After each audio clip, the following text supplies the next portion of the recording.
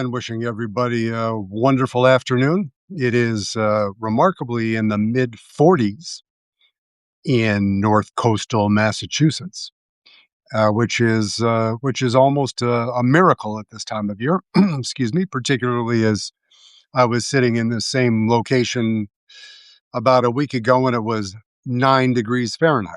So I am going to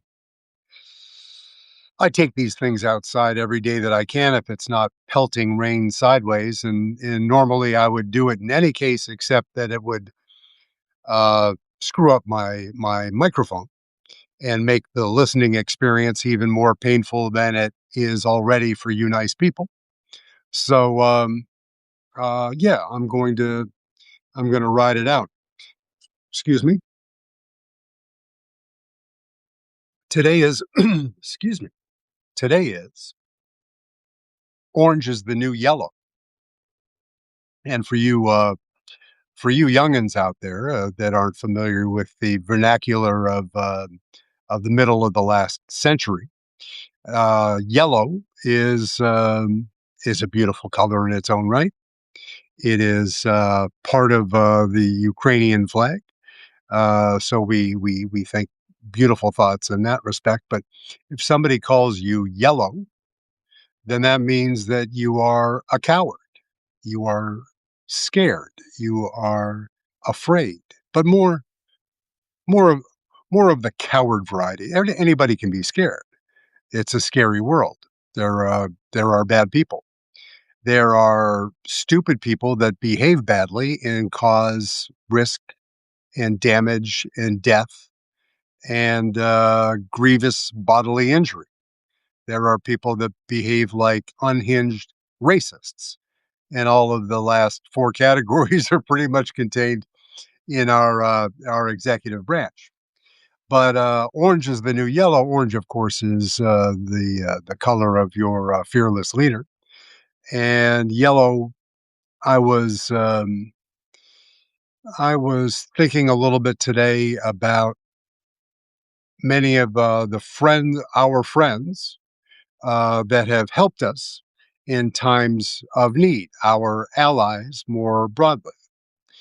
But the Kurds came to mind, the Kurdish people who have fought so bravely, so gallantly alongside our soldiers in most particularly in Iraq against ISIS and other terrorist groups. But they've helped us in a lot of ways over the years in in transparent and clandestine ways. They are a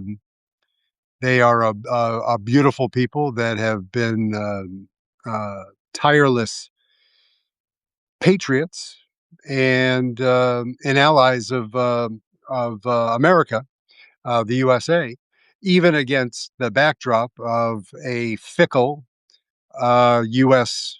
that sometimes forgets that when you make a commitment to a friend in order to ask them for perhaps a favor, that what the last thing you should do is turn around and walk away in their time of need. That would be bad. That would be that would be well, it would be, you'd be a dick. I mean, I guess in the more current and colloquial sense. But Donald J. Trump is not the only president who has forsaken our friends, the Kurds. Richard Nixon has. The Kurds, the Kurds are, you know, are an ancient uh, people, right? Their roots go back for millennium or more. And if you think about the mountainous regions, some of those mountains are the Kurdish mountains, but that stretch across Syria, Iraq, Iran, and I guess part of Turkey. They are the one fighting force you might have heard of because it's a distinctive name, is the Peshmerga, and they are predominantly from the semi-autonomous Kurdistan region in Iraq, and they were, again, skilled fighters. These are not people with all of the toys and the high tech and the AI that Pistol Pete Hegseth has been misusing in the Caribbean and again in the Middle East. These are mountain guerrilla fighters. They can fight on the plains. They can fight in the cities. But what the Kurds there's a there's an expression, perhaps a trite expression, but one nonetheless, that the only I'll butcher it, but the only friends the Kurds have are the mountains. And that's, I mean, think about that, is so elemental. Think about that these are people that have been fighting for their land, not in a JD Vance soil sense, but for their actual real estate, for millennium, if not multiple centuries. But I'm not going to start doing math on a Wednesday afternoon. They fought bravely, and there are pockets, there are different um, populations they've been, like most ethnic minorities, the ones in Turkey, have been under pressure by Recep Tayyip Erdogan because he's a bad guy, and he's buddies with Trump and Putin. So what kind of dude is that? And they've been mistreated by the Turks on a number of occasions, and going back over to Syria most recently, as Donald Trump has found that his new BFF in Syria, former ISIS leader, they are Donald Trump all of a sudden said, you know what, we're not going to support our friends the Kurds anymore because we're going to go with the terrorist guy. And I don't, again, I want I want any leader that has the U.S. interest in mind to be successful over ISIS or other terrorist groups that your friend CZ at Binance helps to finance, like Hamas. Um, yeah, I want them to be successful. And this young man, that if he was fighting on the side of ISIS a decade plus ago, and he has had a change of heart, and it's genuine, and he wants Syria to stand on its own 2 feet. He wants to grow the economy. He's going to be welcoming to the very diverse ethnic needs and aspirations of his population. That's great.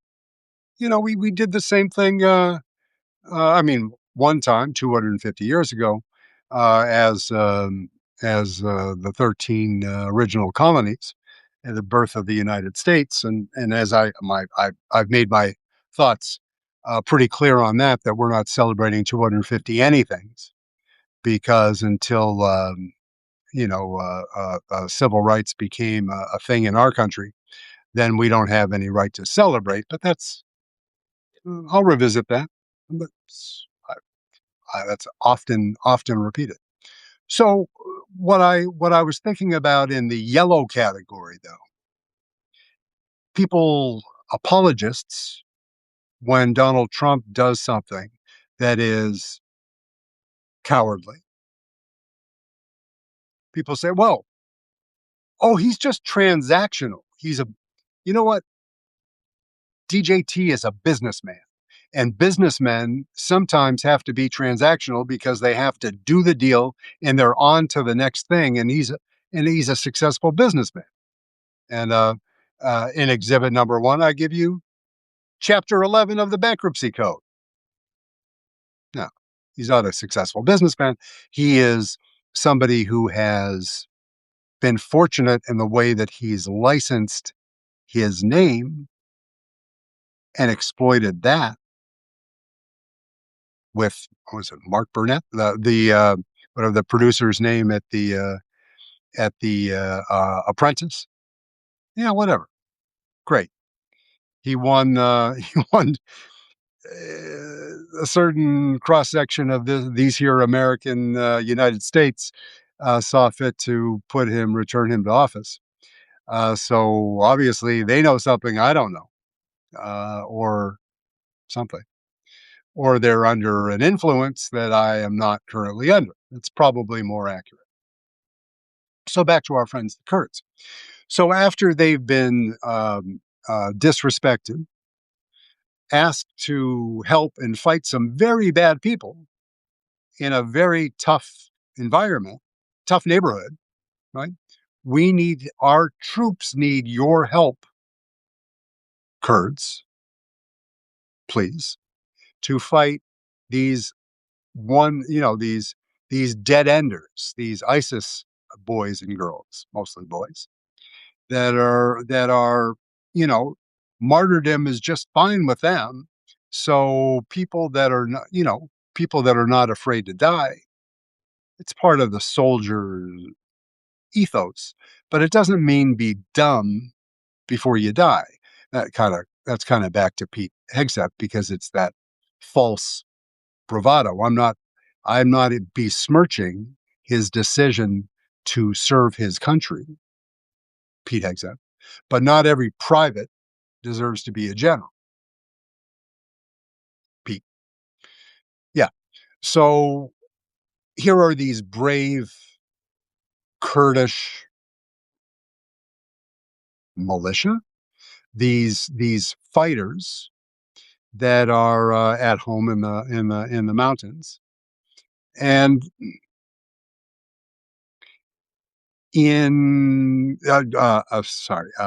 Nixon asked for their help, and then he turned his back.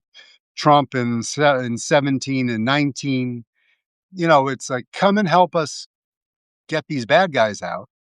It's like, oh yeah, okay. So then afterwards, we're going to talk about, doing something for us, right? You're going to help us strengthen our claim on the autonomous region, so we can have, we want Kurdistan. We want that recognized because our soldiers are dying for you and for us for the area, but you are enlisting our services. So you're not going to, as they say in I guess in military parlance, you're not going to fuck us, right, Donald? You're not going to promise to do something and then turn and walk away, right? Oh yeah, okay, fine. So he did that in 17 and 19, and then essentially he did it again about a month ago when, as I mentioned, the Kurds, a different bunch of guys uh, and girls that were in Syria, and they were living rough in the back through the uh, Hafez al-Assad and Bashar al-Assad, the bad guys, other friends of Putin, and then the DJT says, I want to make things easy on my new guys, so you guys, you got to like either fall in line or get the F out or whatever, because the US is not going to support you anymore because we're going to support our new guy who has the ISIS t-shirt, right? So it happened, right? It was a disgrace when Nixon did it. It was a disgrace when Trump did it the first, second, and third time. And Bush the elder, I got I'm gonna just blank out on that. One of the the father, George or George, right? HW or W, made a similar move with the Kurds, took them for granted and kind of left them blowing in the wind. So it happens to them a lot. So I Trump is now back making noises that he's reaching out to them to assist in overthrowing the remnants of the Iranian regime. Now, the remnants of the Iranian regime number in the hundreds of thousands, right? The Peshmerga, which which actually the meaning of the word in Kurdish language is people that do, people that fight impossible fights, difficult fights, or to that effect. These are not assassins like I used to like to call my friend Voda, but that the meaning of their fighting force is those that that die for the cause. They People that do tough things. Right? So these are Trump's back on the phone saying, "Hey, effed you 3 times. Sorry, not sorry. Sorry. Chose the ISIS guy over you. Sorry, not sorry. But hey, how about if you come back and you help us with this? And this time, I promise I'm your guy." And I'm going to make things fantastic for you because obviously things are going to go really well in Iran. If you just look at the way that it's been rolling out so far, it's a guaranteed win. So just sign up with us because we're the US, we're the most, powerful nation in the universe, not named China. So okay, okay. So you have to root for the home team, right? But at the same time, what you secretly wish is that you could tell these nice people, like, don't fall for the banana in the tailpipe trick again. This is a fucking game show host. That's who this is. You know who he is. He's done it 3 times, and you heard about Tricky Dick Nixon, right? That's going back a little bit. Don't do it. Do it if it protects our US. If we stop losing American service people, I'm not saying sacrifice Kurds instead of, I'm saying if these forces who are hard as nails and know the terrain a shit ton better and have language skills, let's do it. I'm just, you look at the way that Trump treats our allies in the EU. Look at there's NATO, right? Is UN 51 and NATO 5, 6, and 7, right? Mutual defense, right?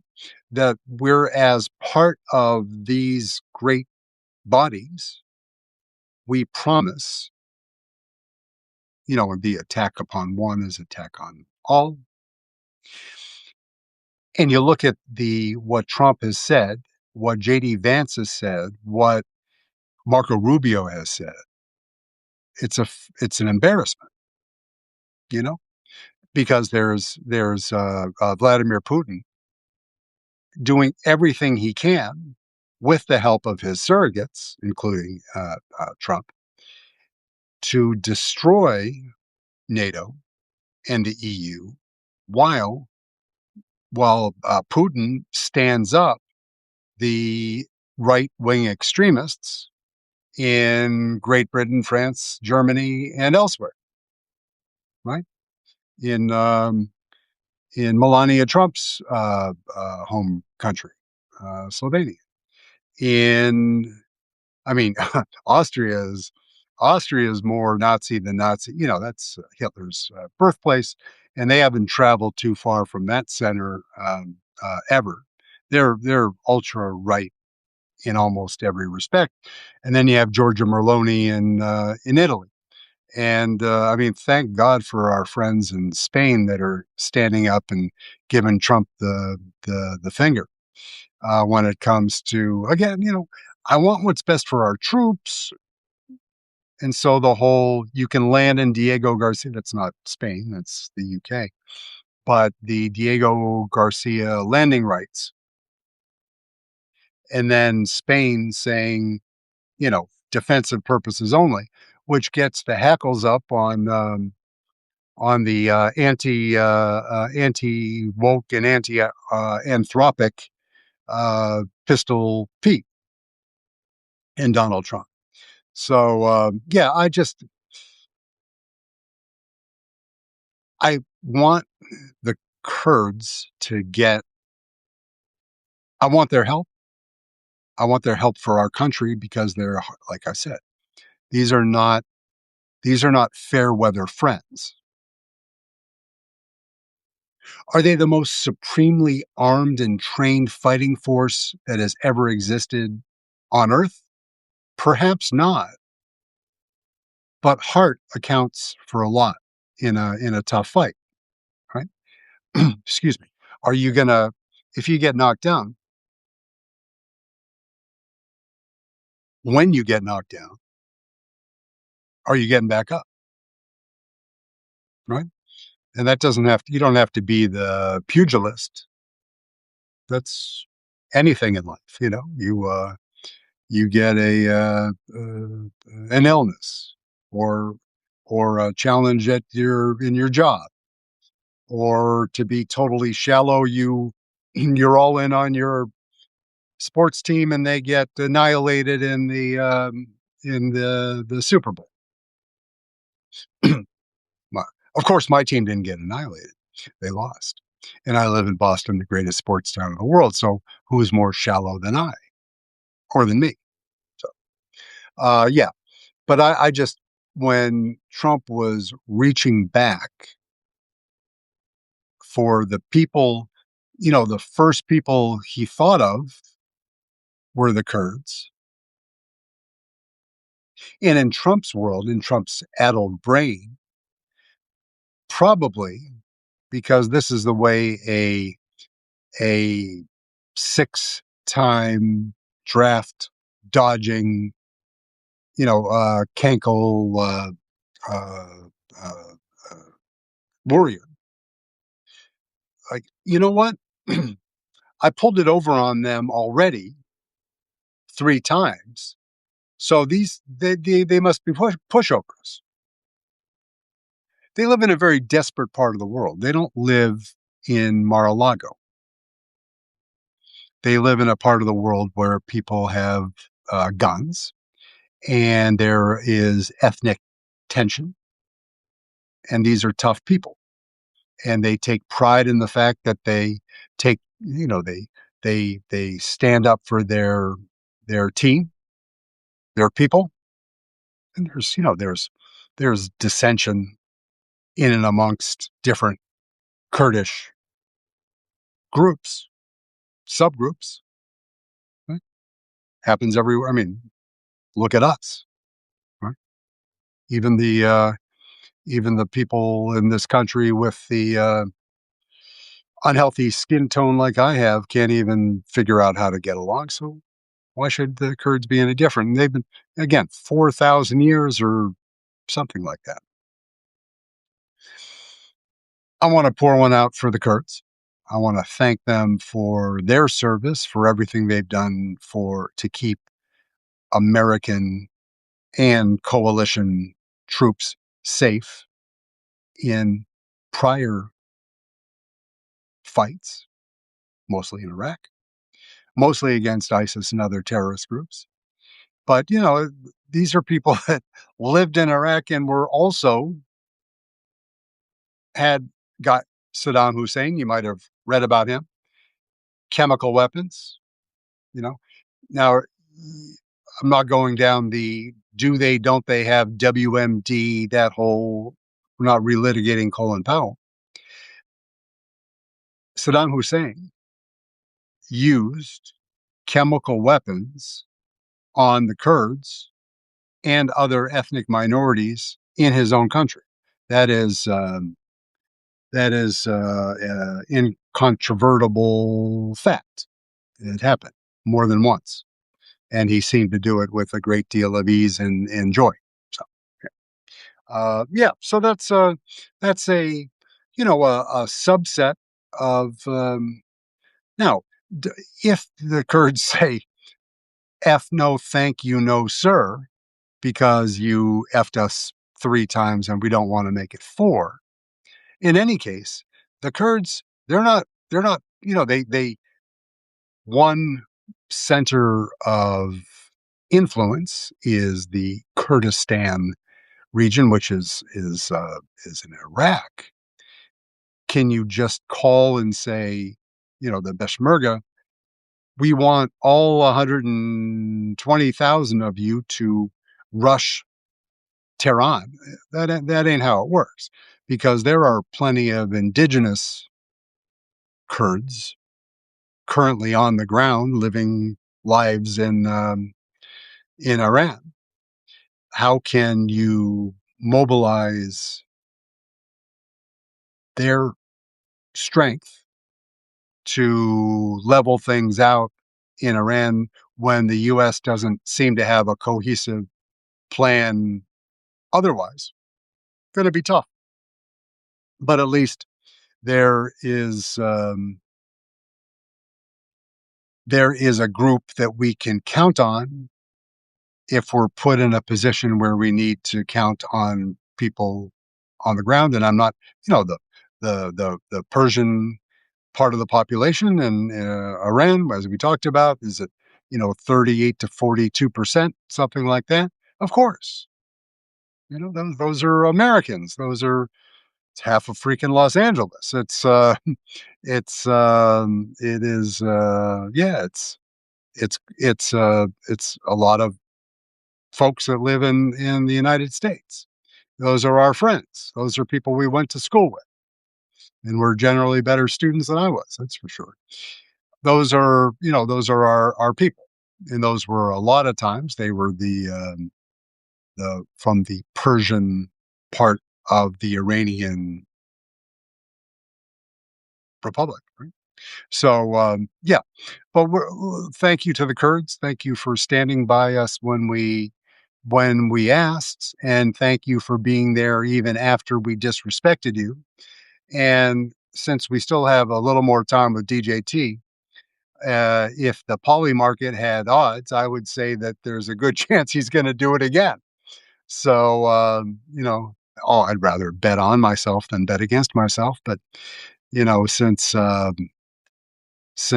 Donald Trump Jr. and Eric are probably betting on the next time that a bomb is going to hit a particular hotel in Dubai, and that's their idea of fun, then you know, if it weren't such dire circumstances, I would joke, if you can't beat them, join them. But I'd rather just beat them. You know what I mean? Those kind of guys. Thank you, and wishing you a beautiful afternoon and evening with low winter sun. Wasn't trying to big time anybody with the sunglasses, but it's just the sun's like right there, and it's anyways. Thank you, and restack, subscribe, and do all of those things, and share this with somebody that you know. I have to give a thank you because I'll dig back in, but a woman in the feed last night pointed me to a show that I ended up yeah, the what is it, the fucking news, which I've listened to before, but I subscribed to last night because it's pretty funny. And and the guy that runs it, whose name I'm blanking on right now, is a bona fide journalist, and speaking to my heretical heart in the 1980s, early 80s even. This guy used to write for the Village effing Voice. How about that? So I hope they're still publishing. I don't know. Don't live in New York anymore. Fun. Great. Thank you for your time. Restack, retweet, jump up and down on it. Hate it. Write a comment. Send hate mail. Bad words, fine. Bad words, more bad words, the better. But share it anyways. And thank you. And we'll catch up with you. If you see a Kurd walking down the street, hug them. Ask their permission first, but hug them. It's like a Ukrainian. We got to love them. Don't love them in a way that's inappropriate because you might get hurt, but love them nonetheless. Thank you. Have a great night.